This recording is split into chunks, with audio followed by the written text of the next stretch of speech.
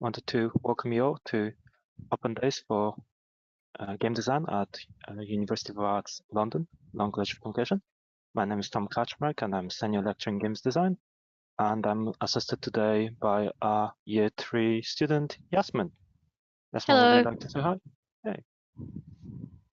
Would you like to say anything about yourself quickly? Yeah, hi, I'm Yasmin. I'm a third year game design student at LCC. If you have any questions about student experience or how the course is, you can always ask me. Cool, amazing.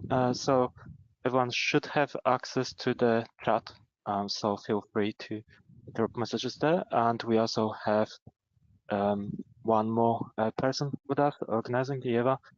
She will come back during a Q&A section on the chat. So let's just jump ahead. So game design is part of bigger Moving Image and Digital Arts program group, and we have other courses alongside. So we obviously have game art, that's a separate course, immersive media and mixed reality that deals with VR, AR, things like that. But so we do have animation specific courses, traditional animation that consists two pathways of experimental and more industry orientated, as well as computer animation and visual effects that's more focused on industry 3D, VFX side of things.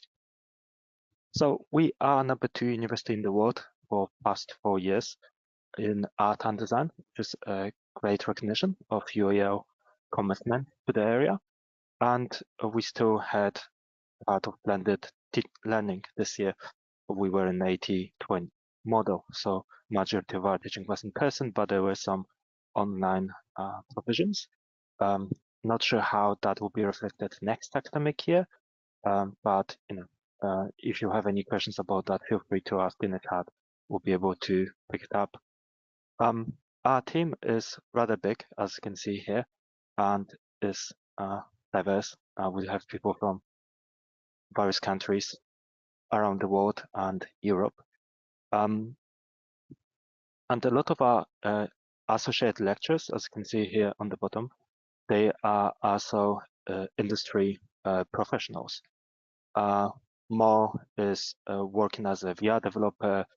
Tashan is making games for Nintendo Switch, Xbox, and so forth. Jaipuna develops many of games on mobile phones, mainly for iPhone, like Too Many Cooks, for instance.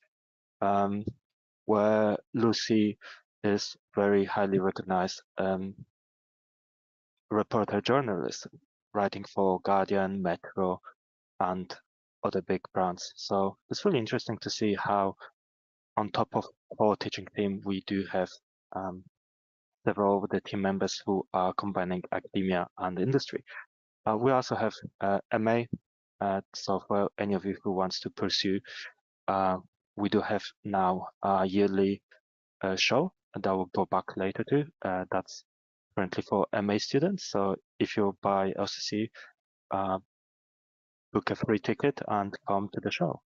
Our mission statement is giving you opportunity to study theory of game design in a practical context by providing you knowledge and skills to not just conceptualize, but also design, test, and develop your own original game ideas, which is very important as we want your games to be goal-oriented experiences that are challenging to achieve, because without challenge, games will be rather boring. But to achieve that, we have to construct the game from rules. So, for instance, if we take Tetris and we won't use all 7 tetronymus, game will be either too simple if you just go with lines or squares, or will be impossible to win if it just goes with Z shapes. So we want to give you all that knowledge and skills that are necessary to develop proper video games. So as mentioned, we do focus a lot on conceptualization of your games, design of them, and then testing them in practical context. So what that means is that we are not an asset creation course. We do not focus on art development. There's a separate game arts course that does that. And as such, we are focusing on much more practical application of our course that can start just very basic with non-digital aspects where we test different rules and systems of how different objects interact with each other, what we can and we can't do. But in terms of games, we do focus on gameplay and communication, trying to give players the joy of being in a certain environment. And we do achieve it by teaching you how to code throughout all 3 years. But the coding we do is not BSc level of coding, it's not computing level of coding. It's very streamlined for necessity of game development. And that enables a dialogue with the player. So for instance, in classic Mario, there's really not that much screen on the text that communicates to you what you can do or not. But you learn through exposure, oh, you can walk left and right, you can jump. And the way level is designed is that to avoid Goomba, you hit a block, so you learn you can interact with the blocks. You play around, you learn that you can bounce off other blocks, that you get different power-ups. And the mushroom is slightly bigger than Goomba, so you cannot jump over it, which forces you to turn into Big Mario, and then you learn how to destroy blocks. All that without a single line of code. So let's say you like to make your own platform game. So we've got similar mechanics. You move left, right, jump. Maybe you want to add something extra, like for instance ladders. But then obviously it doesn't look as good as Braid, or does it? Like the key feature of Braid was time turning mechanic that enabled you to turn back in time to solve various puzzles designed through the level. And as you can see here, the original prototype has all those mechanics implemented, so you can test your idea, you can play through it, and make it really enjoyable for you.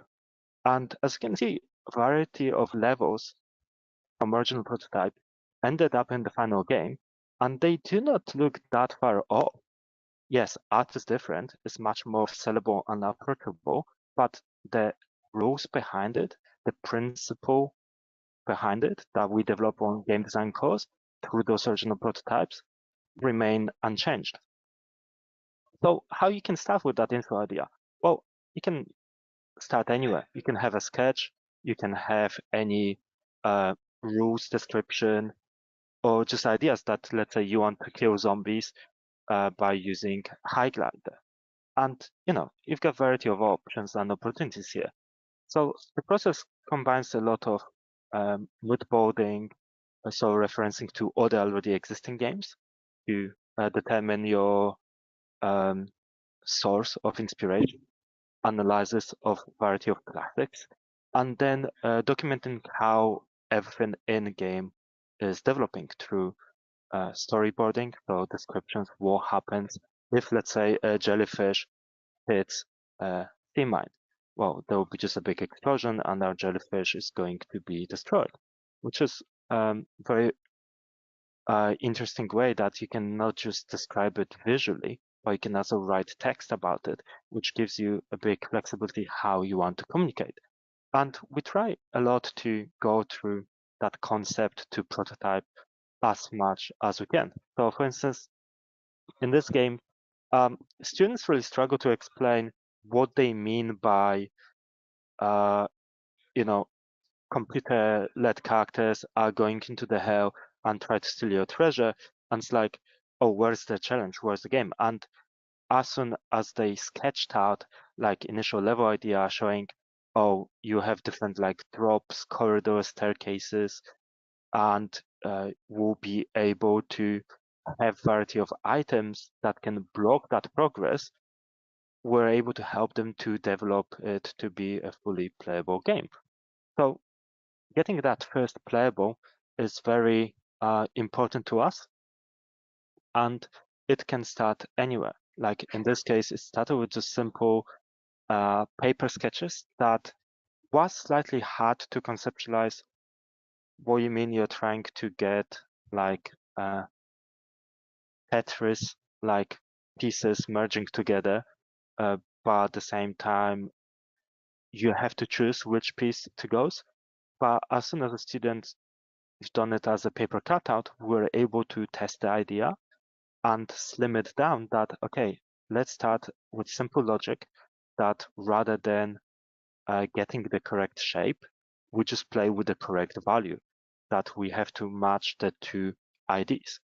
Then we're able to replace respective IDs with different shapes, and then obviously added polish, layers, and make it much more interesting and viable as an end product in terms of video game. So as mentioned before, game logic you'll be creating for digital games equals writing code. There isn't much space around it, actually, but there is a certain way we simplify the process. It's called finite state machines, and you may know it from your everyday life. If we take a simple light bulb, it will have two states. It's either off or on. The state of being off, we can assume its initial state, because usually if you enter space, the lights are off. And then by flipping switch up, you turn it on, and that transitions between two states. And then when you flip that switch down, you transition it back to the off state. There's a very simple logic that can be found in any video games. We like to use arcade games just because they are stripped down from unnecessary noise and complexity of different systems and layers that are built upon it.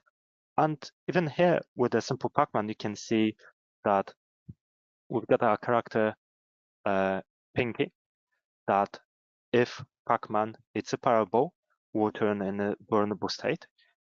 If it survives, it will start flashing white and return to its normal state.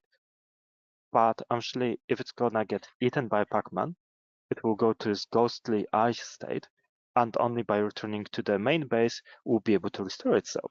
And all the states can be described either by images, or by text, or by combination of both, giving you, once again, flexibility how you wish to communicate your game idea. So we do use a variety of tools on our course. They range from, Unity and Visual Studio, as well as, just traditional cards, pen and paper, dice, and any board game aspects. And our course structure is focused around 3 years on two main sides. That we do have theory units like theory of interaction design, understanding player experience, theses. We've got mixed units like introduction to game design, introduction to professional practice and games industry that have theoretical foundations but are also very practical. And we've got heavily practical units like concept and design 1 and 2, prototype development 1 and 2, and major project practical that are focused on you developing games and building games.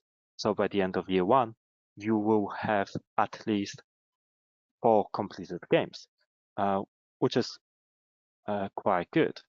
Over the past several years in national student surveys, we had quite decent results and feedback from students in terms of teaching, making subjects interesting, and overall our students being quite satisfied.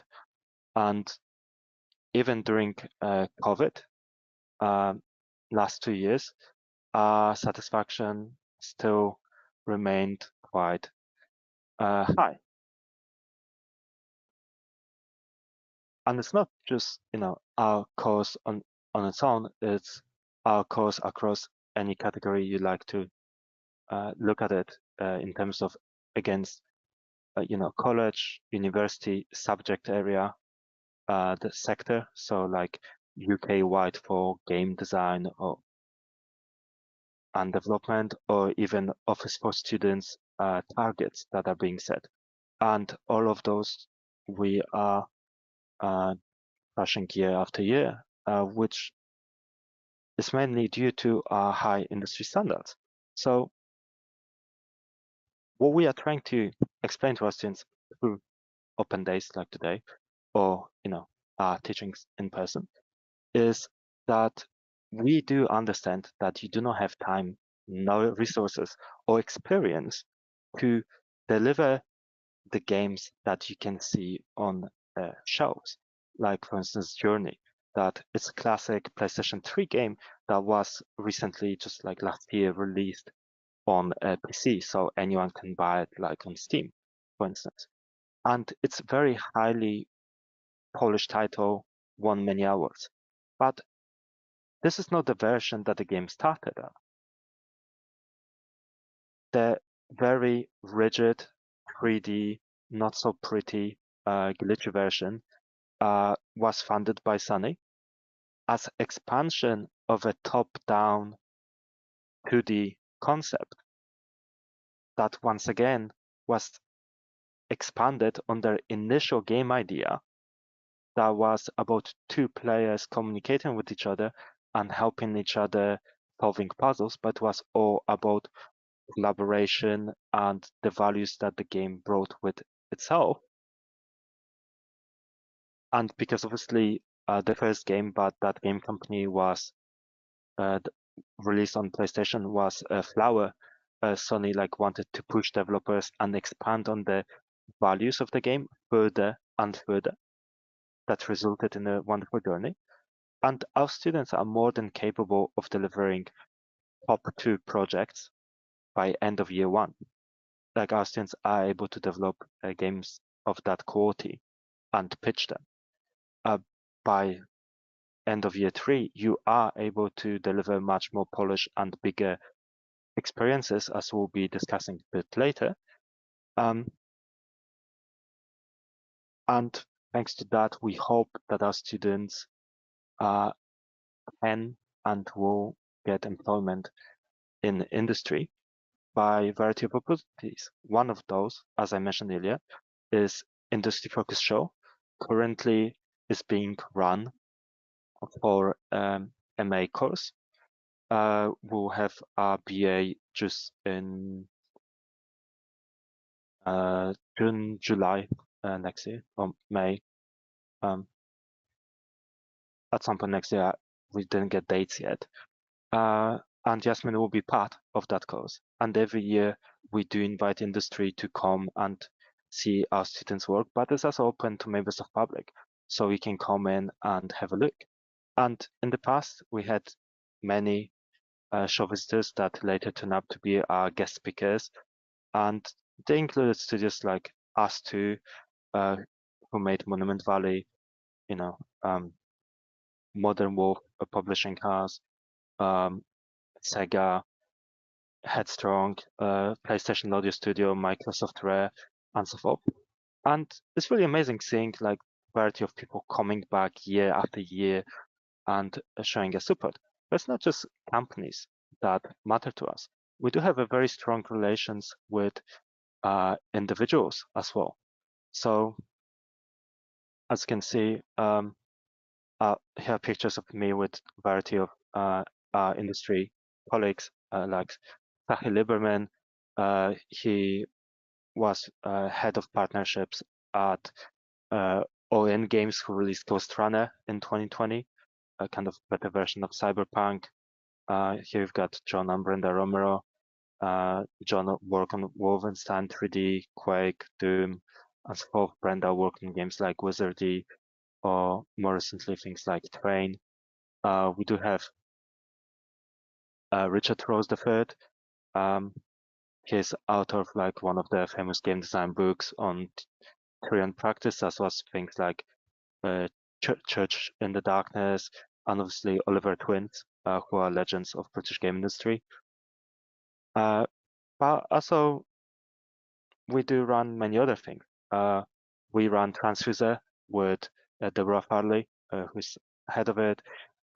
I'm doing like talks on different events. So like it was WSAD just past April at Tobacco Dogs, where I was joined by a variety of other industry members like Jade Lemcharsko, who was audio producer at Silver Brain Games, as well as Lia Muvanga Mogoye, story lead at Die Gute Fabrik and narrative designer at Netflix, and Ivo Omisere, a mobile game developer who is a former alumni of our course.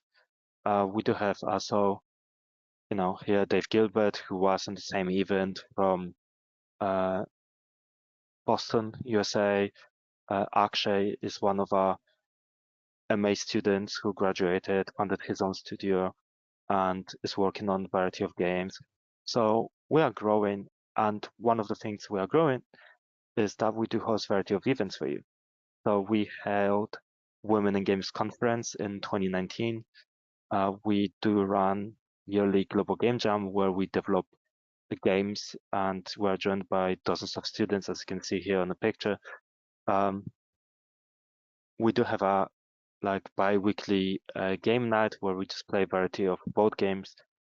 Here, for instance, people were playing a game developed by Kate, who is currently a year 1 student.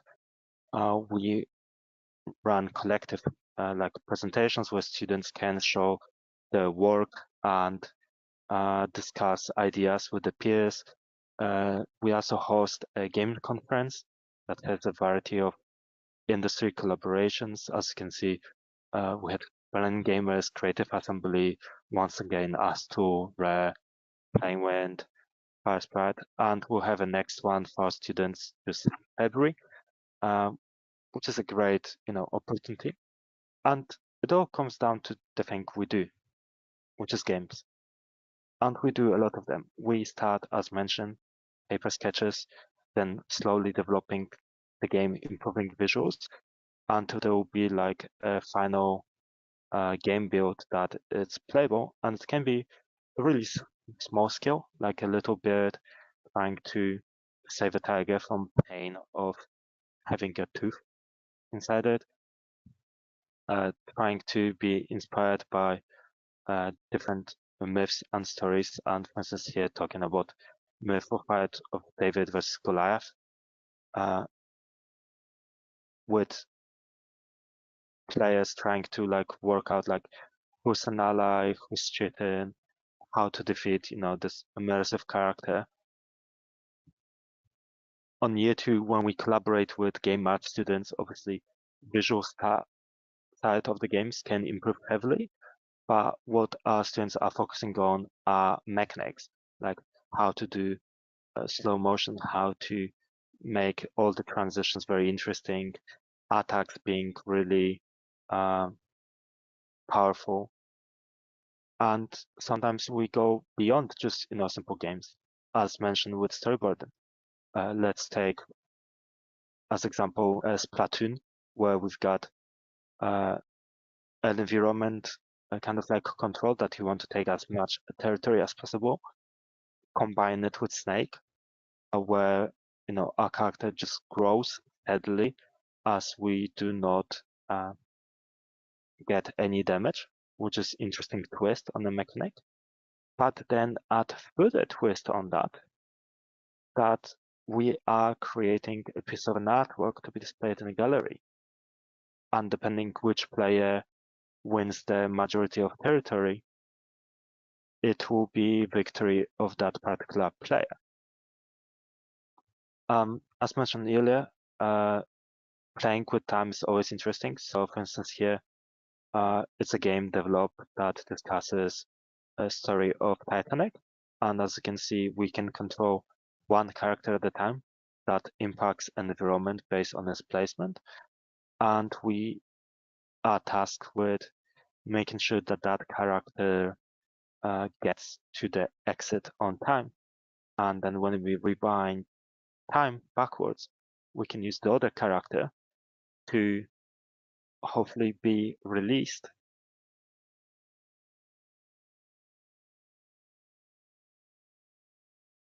And making sure both of them run away on time. Which visually may not be amazing, but in terms of mechanics and interactions, it's really well developed. And that's why we do win many awards. We had students in the Digital, BAFTAs, Left Field Collection. We win awards for our course, for a variety of education initiatives and talent developments that we work on. Our students are winning competitions, as I mentioned, Transfuse earlier. They are being shortlisted at UK Game of the Show, which is best 15 games from whole of UK. So in 2020, Frog Island, which was a year 3 game, was competing against Codemasters, Macrelli and us2 Alba, which is like, you know, you've got AAA studios or well-established mobile studios competing in the same category as our student work, which is like amazing recognition for our students. One of our alumni, Taylor Adams, just a year after graduation, was shortlisted as one of the top 100 people of color in games. 2021, once again, we had a variety of success stories and awards across different competitions. This year, once again, we were shortlisted as number 4 best university in UK for games and animation, number 2 in the world for immersive design. Our since won Games Innovation Challenge. We were finalists in many categories in Grads in Games. We won one diversity category in Taiga Games Education Awards. We were finalists in Games Industry Awards on Taiga as well. And Yasmin was also a finalist, shortlisted alongside one other colleague, Anino, in Winning Games Global Awards in the Student Achievement category, where worldwide there was 5 top students, and 2 of them were from our college, which is once again amazing recognition. So if you have any questions, feel free to jump into the chat, and yeah, I'll just wait for Eva to reactivate. Hiya, Tom. Hiya, Yasmin. Thank you so much for that really informative kind of presentation about how LCC's game design course kind of runs. We've got a few questions here, but before we do, as Tom already mentioned, if you do have any further ones, do write them in the chat and I'll address them both to Yasmin and Tom. If you have any questions about accommodation or student support or anything to do with scholarships, please take a screenshot of the slide in front of you and get in contact with those departments. I suppose without any further ado, the first question is, do I need to know how to code before coming on the course? It's a very common question that we do get, and no, you don't have to. We teach you from very basic, and we even prefer people not to know how to before they come. But yeah, as I mentioned, it's not a heavy programming course. We do have such courses at our Creative Computing Institute, which delivers Bachelor of Science courses in creative computing, robotics, and things like that. But we keep it rather simplified approach, and our goal is to make sure you can make games as quickly as possible, and our students start making their first games within the first week of their studies. So yeah, it's quite a journey, and probably Yasmin can comment on it as well, because she came from animation foundation to us rather than game arts, so yeah, I knew no coding prior coming to this course, and now I know loads of coding. I can make a game in like 4 hours if I wanted to.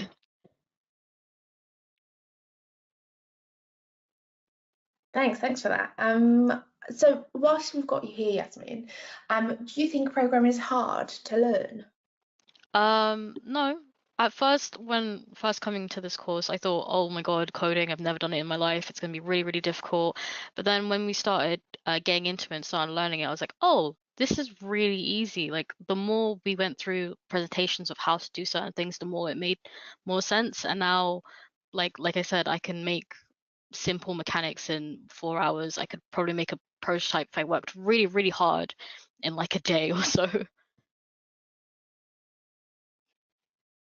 Fantastic. And kind of follow up, what would you say has been your favorite project you worked on up until now? Oh gosh, that's quite a lot. I'll have to say the collaboration project with the game artists, it was, because I'm an artist myself, it was kind of like a challenge, like not to do the art for my own game. So it made me kind of have to like focus on how to make the game really, really interesting without like loads of art. So I focused on a lot of like UI and making like things spin and making really interesting types of mechanics that would make people think, oh my God, wow. And then when the art got added to it, it was just like everything is perfect. So I have to say that's my favorite project. Nice one.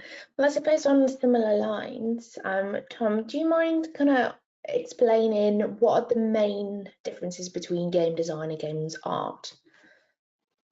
Oh, no problem. It's the one visual correlation between the two I would like I like to use is on game design we are architects of a building as well as construction team of the building, where game artists are more like interior designers. They do need to have the foundation to be able to fill the space with life and art, make it accessible and pleasant. So on game design, we do develop games, as I mentioned. So would be doing coding, would be studying theory of game design that includes, for instance, feedback loops or understanding of visual communication. On the game art side of things, you do focus on development of art. So you do have traditional 2D sketching, you do have 3D modeling, you do have animation, rigging, all sort of aspects that are related to creating either visual aspects of environment or characters or UI elements in game, where on game design you put everything to life as such.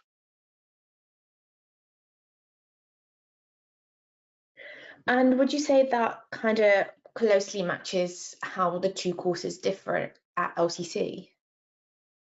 Yeah, they are very different. As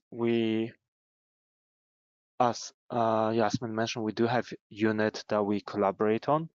We do have, as per presentation, social opportunities for students to engage with each other. If I go back to the slide, I'm just like thinking about. Okay, so for instance here, looking just at the slide here, we had 3 foundation students, so they weren't even part of game design or game art.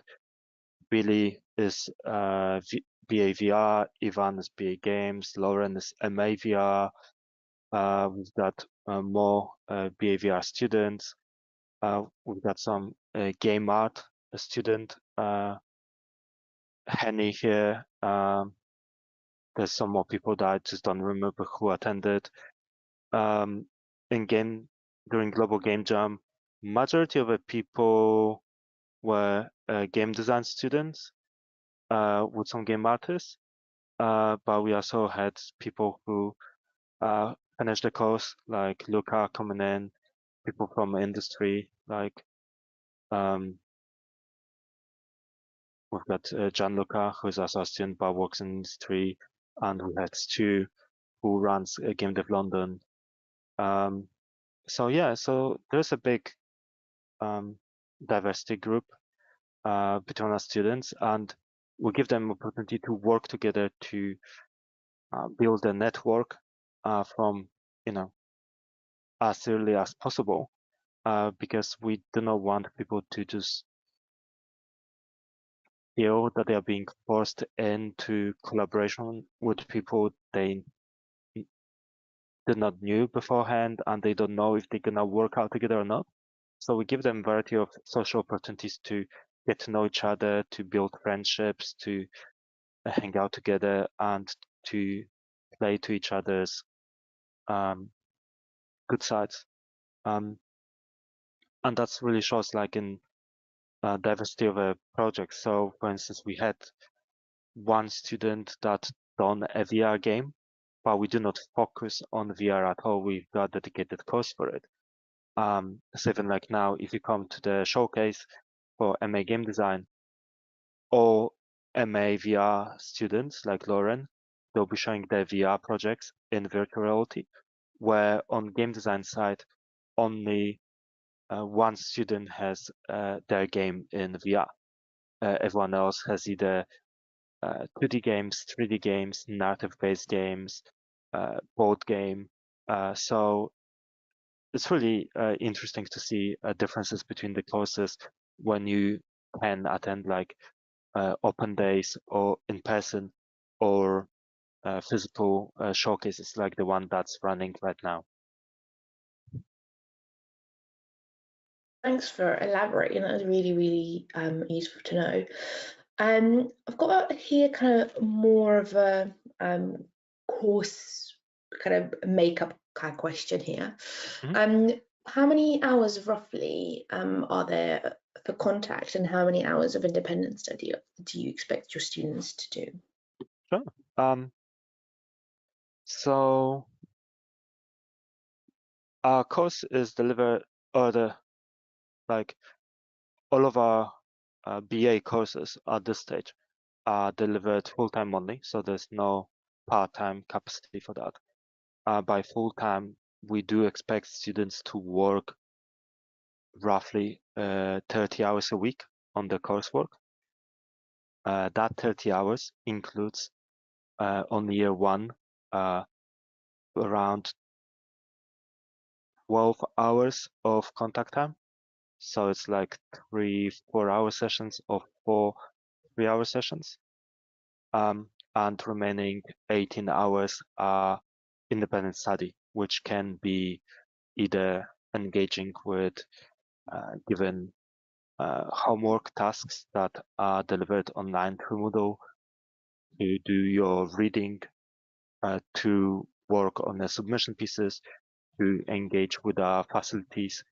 So for instance, the Women in Games conference was held in a Creative Tech Lab, where you can book stands where you can be trained to work with VR headsets, and you can play around with those. They also have Electric Bench where you can work on Arduino projects and develop, custom controllers for your games and things like that. We do have a dedicated digital space lab. As you can see, we do have a rather large collection of board games.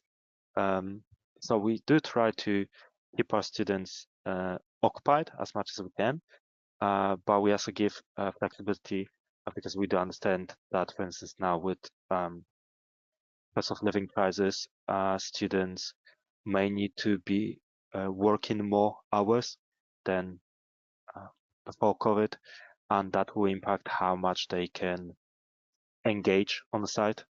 So we just try to be supportive of individual circumstances and positions. So for instance, on game design, all of our materials are being delivered through our Moodle platform, and any in-person sessions will have the presentation slides, any activities also sent that way, so people can engage with them after class from home. We do have extended access to our building, so we've got teaching roughly from 9 to 6, but our building is open till 9 o'clock, so 6 till 9. Students have free access to any classrooms. They can work on the coursework. We do have a render farm as well. So let's say people on game design or computer animation or VFX, they can access computers from home and model the work and send it to be rendered, not on specific machines that will lock them for the students, but on the render farm, which is much faster and is more to industry standard. So yeah, that's kind of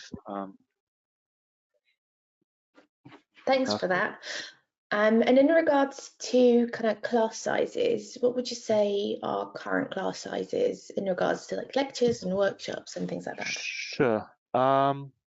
So it depends on the year and depends on the course, but roughly class size based on average is around 25, 27 seats. But the course group can be bigger. So for instance, this year we had over around 60 students for U1. So we had to divide them into two groups, morning and afternoon group, that were able then to deliver teaching. And it may be, for instance, that you have 2 hours of theory, while the other group has 2 hours in practice, and then the two classes swap. Or it might be that you've got a whole day dedicated just to practice, or a whole day dedicated to just theory. But we try to keep class sizes as manageable as possible, because we do recognize that it's easier to teach smaller groups, and it's important to give students as a one-to-one time through a variety of tutorials, support sessions, and we do have amazing services like, through our student support that offer additional help with writing academic essays, with any questions relating to finance, religion, mental health, and things like that. So they do amazing work, and there's always someone who is willing to listen and to support the students. We also have an amazing tech team that helps with any software issues, inductions, and stuff like that. So there's quite a lot of people outside of the teaching team that can support students within class time and outside of that class time. So it doesn't feel that students are ever alone. Thank you, that's really useful. I've got a question for you, Yasmin. How did you decide you wanted to do games design? Well, at first I didn't know it was a thing. So essentially, I did the foundation here at UAL in Camberwell, and I was going through the animation route. So I was very set on being an animation student. And then while doing the course, I kind of realized maybe this is not something I want to do. So I started looking around, and I went to a couple of game design talks, and then I found out, oh, I could actually make games for a living. And then I checked if UAL did a game design course, and then I met Tom, and I went to one of his presentations where he explained about the course, and I was still very unsure because I was like, maybe I just wanted to do art for games. So I went to the Global Game Jam that is held at LCC. I was, I think, the only foundation student there, just participating, and I got to speak to some of the students, the game design students, like first years, second years, and they told me about their experiences. And then I got to speak to some of the animators, and they told me about their experiences. And I was still on the fence, but when speaking to them a bit more, I kind of realized, yeah, maybe I do want to start making games. And then I applied for the course, I got in, and then I love it. I really enjoy making games, and I haven't regretted this decision at all. So yeah. Perfect. Well, it's really glad to hear that you're really enjoying the course, especially that you're in your last year. And given that you're in your last year, what are your future plans after you graduate? So I've been looking at different routes I could take in the industry for when I graduate. I'm currently working on a portfolio to be more of a technical artist, which is someone that aids with connecting the art and the game engine together, because I think with my background as an animator and someone who knows code, I think it'd be very like good for me. So currently I'm teaching myself a lot of like shading languages and just on like the slide, just learning a lot of coding languages myself. But I'm thinking more to become more of a technical artist, if not more of a coder. There's a lot of things you can do in the industry. So I don't know, we'll have to see. Lovely stuff. That was the last of our questions. Thank you so much, Tom and Yasmin, for taking your time to talk to our prospective students about what games design is at London College of Communication. Thank you all our audiences for joining us. Before we all part our own ways, do you have any last words of wisdom for people in the session?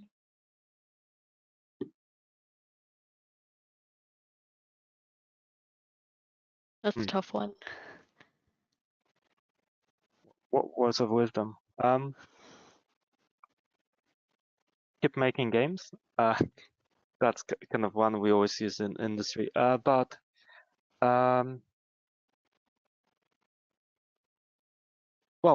one thing I would say is, it's good that anyone, interested in games came to our talk about game design, and I'll highly recommend you to check other open days, like for instance for GamesArt or 3D Computer and visual effects talk or immersive media one to see like what's the difference, like how the student work looks different, what projects they take, because there's always like that question, oh, is game art right for me, is game design right for me? And yeah, the issue always is that if you choose the wrong course, it's very, very hard to switch later to transfer, because usually our courses for the last several years they get oversubscribed. So we hit all of our targets, and it's impossible to get any more students to move between the courses, because we just won't have physical space. As I mentioned, like we just get around 60 students this year in game design, and our classes can barely hold 30. So we had to divide into 2 groups. And yeah, it's really important to do your research before you apply and use all 5 UCAS slots for courses. Even if it's within same university that you go, like UEL. But yeah, it's very important to make sure that you choose the right path for you. So attend as many of those talks as you can and keep working on your portfolios or projects. And yeah, make sure you check course websites, because they have a lot of details, information on things like, what's being delivered on units, for instance. So it's always good to make that research beforehand. Or join foundation like Yasmin. Yeah, if you've join got the extra year foundation, it gives you more time. to spare to discover. But I do know it's not for everyone. But there's always option like that, to do foundation. Yeah.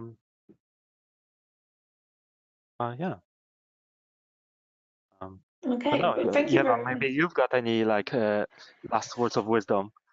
No, I think you're absolutely right. Do your research, do engage with all of the open days, whether they're online or in person. Check out student work, have a look at course pages and all the information around that. You are making quite a big decision on what you're going to do for the next 3 years, and perhaps kind of setting your career out. So do your due diligence, do your research, making sure that you do go to the right uni or right course, and use up the slots, as Tom has said, the 5 UCAS slots to make your kind of options, and make sure you choose the right course for you. And come and enjoy it like Yasmin is enjoying hers. So I suppose that's kind of the takeaway message anyways. So yeah, I can just also, as I was mentioning earlier, like we do have postgraduate shows right now, and you can just scroll and like book yourself tickets, which are for free, like you're not paying for anything. But you can come in and have a look on our MA student work that has all those courses mentioned. So there's game design, VR, animation, 3D computer animation, VFX, and you can really experience like what's the difference between students' work. Obviously, it's a master's level, but it's more about like principles. What they do on those courses are very same as on BA, and it doesn't cost you money. So it's really worthwhile just, putting in Google LCC postgraduate shows 2022 and, just coming in, today, tomorrow, weekend, or next Monday.